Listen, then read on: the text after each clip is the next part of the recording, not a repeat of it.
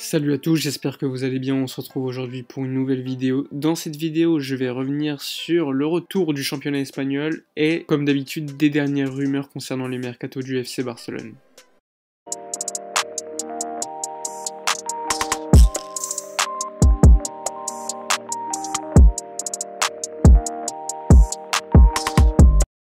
Concernant la reprise du championnat espagnol, on a appris énormément de choses depuis ma dernière vidéo. Tout d'abord, les joueurs du FC Barcelone ont tous été testés avant-hier au Covid-19 et ils ont tous été négatifs. Donc c'est plutôt une bonne nouvelle pour le FC Barcelone. Personne n'a contracté le virus concernant les joueurs. Donc il y a eu un retour à l'entraînement ce matin par groupe de 9. On a déjà pu voir les joueurs toucher le ballon. On a vu notamment Messi ou encore Arturo Vidal le faire. L'objectif avec ce retour d'entraînement, c'est vraiment de tester les capacités physiques actuelles des joueurs pour voir tout ce qu'il manque encore à faire pour atteindre le niveau physique optimal pour jouer des matchs de football. Il devrait quand même y avoir pas mal de cas positifs concernant les joueurs de football professionnels en championnat d'Espagne, comme ça a été le cas en Bundesliga, mais Javier Tebas n'arrêtera pas le championnat pour autant. Lui, il veut vraiment continuer le championnat jusqu'au bout, et l'objectif sera donc d'isoler les joueurs malades pendant une certaine période pour qu'ils ne contaminent pas les autres joueurs. C'est un peu ce qui se fait en Allemagne. D'ailleurs, il y a également le championnat turc qui a annoncé son retour pour le mois de juin. Tous les clubs de première ligue, eux, veulent terminer le championnat et ont l'accord de la fédération anglaise et du gouvernement. Par contre, il y a encore une incertitude concernant le championnat italien où les clubs veulent continuer le championnat et terminer, tandis que le ministre de la Santé en Italie n'est pas encore très chaud pour annoncer le retour du championnat de manière définitive. En tout cas, en Allemagne, ça va reprendre assez tôt puisque des matchs sont déjà prévus pour le 16 mai. La Liga, on a déjà profité sur les réseaux sociaux pour féliciter l'initiative prise par le championnat allemand et faire un peu le forcing pour montrer que le chemin est vraiment la continuité des championnats, pas comme l'a fait la France. Donc normalement, le championnat d'Espagne devrait reprendre le 20 juin. C'est d'ailleurs ce qu'a annoncé Javi Aguirre, qui est le coach de Leganés. Ça a d'ailleurs été confirmé par certains médias. Et normalement, lors de ces matchs de championnat d'Espagne, puisqu'ils auront lieu en été et en plus en plein contexte de virus, il y aura des modifications par rapport à d'habitude. Par exemple, il y aura 2 pauses hydratation pendant les matchs. On l'a déjà vécu lors des saisons précédentes. Il est également prévu 5 changements possibles pour les équipes, et autre mesure qui a été prise par la fédération espagnole,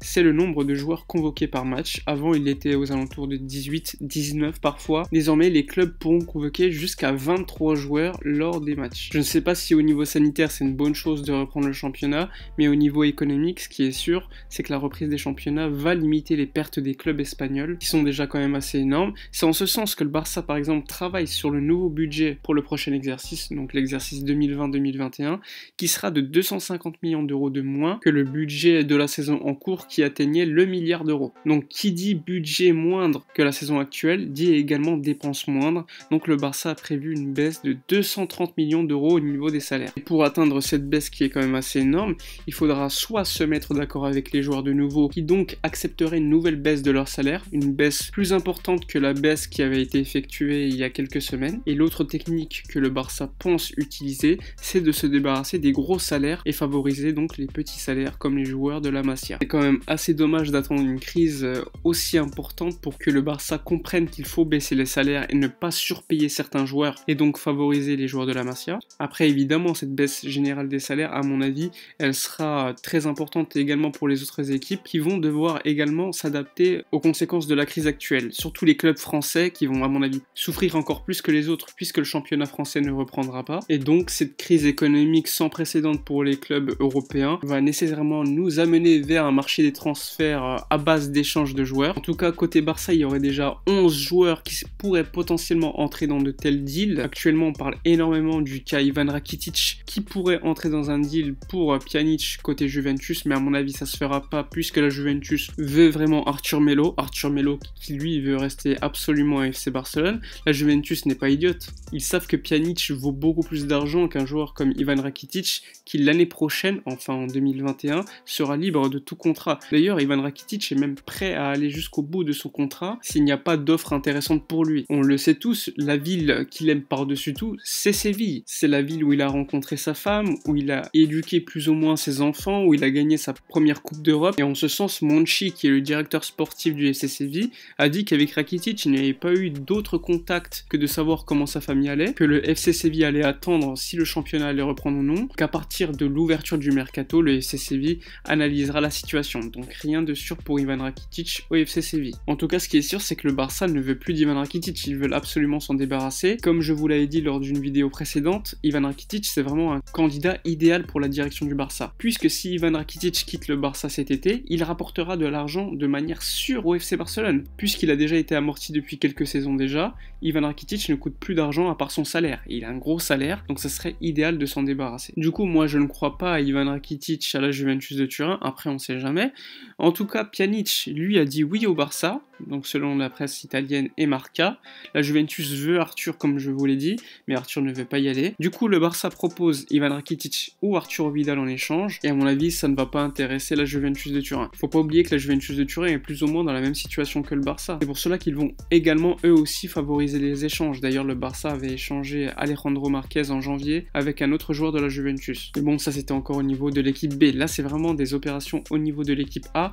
On le sait, l'année dernière, il y a eu des tentatives d'échange avec Bernardeschi et Ivan Rakitic déjà. L'objectif des deux clubs, pour le moment, c'est vraiment de se débarrasser de certains joueurs via des échanges pour maquiller leur compte, en quelque sorte. Je vous l'avais expliqué dans la vidéo précédente, qui concernait l'échange potentiel entre Cancelo et Nelson Semedo. À mon avis, la Juventus veut se débarrasser de Pjanic tout simplement parce que leur objectif, c'est de recruter Tonali, qui est un numéro 6 qui ressemble un peu à Pirlo, à ce qu'on dit. Après, il faut pas oublier que Pjanic, c'est un numéro 6 et qu'au FC Barcelone, en tant que numéro 6, il y a déjà pas mal de monde. Il y a déjà Sergio Busquets, potentiellement Frenkie de Jong, Oriol Busquets ou encore Monchu, le joueur de l'équipe B. Après, on peut se demander si Pjanic peut de nouveau rejouer comme relayeur comme il le faisait à la Roma. Mais de ce côté-là, j'ai encore des doutes. Faut pas oublier que Pjanic sort d'une demi-saison assez mauvaise avec la Juventus de Turin, qu'il a déjà 30 ans, qu'il aura un gros salaire. Je vois pas d'intérêt au niveau sportif sur le moyen et long terme. Donc à mon avis, il ne faudrait pas recruter Pjanic. Du coup, n'hésitez pas en commentaire à me dire votre avis concernant Pjanic, si le club devrait continuer à vouloir négocier avec la Juventus pour le rapatrier. Après, ce qu'il faut savoir, c'est que pour le moment, rien n'est fait entre les deux clubs. C'est vraiment des discussions libres. Les deux clubs veulent absolument gonfler leur compte et discutent constamment, mais les deux recherchent leur intérêt propre. Donc il y aura encore pas mal de discussions et rien n'est fait encore. Autre dossier mercato que je considère important, c'est celui de Jean-Claire Todibo qui est actuellement en prêt à Schalke et qui ne sera pas acheté par le club allemand. Donc il reviendra au Barça, sauf si le Barça décide de le vendre pour avoir des liquidités et à acheter certains joueurs dès cet été. Le problème du Barça, c'est qu'il n'arrive pas à se débarrasser d'Umtiti et que nécessairement, vu qu'ils n'arrivent pas à se débarrasser d'Umtiti et qu'ils ont besoin de liquidités, ils vont essayer de vendre Todibo au meilleur prix possible. Et en ce sens-là, le Barça a déjà reçu pas mal d'offres pour Todibo qui sont quand même assez élevées, qui dépassent assez largement les 25 millions d'euros attendus par le Barça. L'objectif du club, comme je vous l'ai dit, c'est d'avoir des liquidités et donc le court terme. Et ils vont pas réfléchir aux conséquences sportives que peut avoir cette décision sur le moyen et long terme. Et c'est en ce sens-là que le Barça va donc promouvoir Araujo, le joueur de l'équipe B, vers l'équipe première. Et du coup, à mon avis, il n'y aura pas de nouvelles recrues en défense centrale cet été, sauf si Umtiti partait, mais à mon avis, il ne va pas partir cet été non plus. Du coup, le Barça va essayer de miser sur d'autres postes à renforcer, notamment celui de numéro 9. Là, je pense évidemment au dossier Lautaro Martinez et l'Inter, comme d'habitude, réclame au moins 90 millions d'euros plus au moins un joueur, ce que le Barça ne veut pas. Le Barça veut payer aux alentours de 60 millions d'euros et ajouter dans la transaction au moins 2 joueurs, donc ça va être assez compliqué. D'ailleurs, l'Inter a déjà communiqué en disant qu'actuellement, l'opération Lautaro Martinez et le FC Barcelone était en stand-by à cause de la crise du Covid-19 et qu'il fallait encore attendre que les négociations reprennent pour que les clubs connaissent les conséquences de la crise sur leurs finances. Le Barça est d'ailleurs assez confiant, même s'il y a des rumeurs en voyant Lautaro Martinez dans d'autres clubs.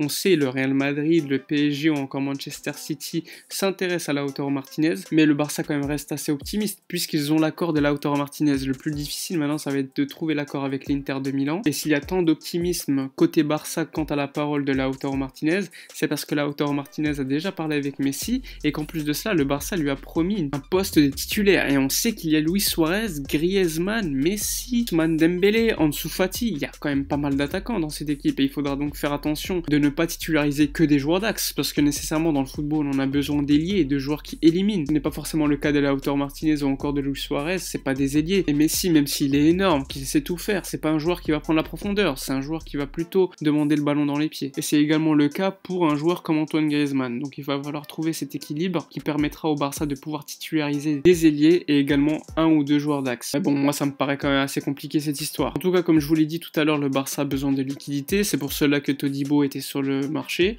Il y a également un autre joueur qui est sur le marché, c'est Junior Firpo, même si lui il ne veut pas forcément quitter le Barça.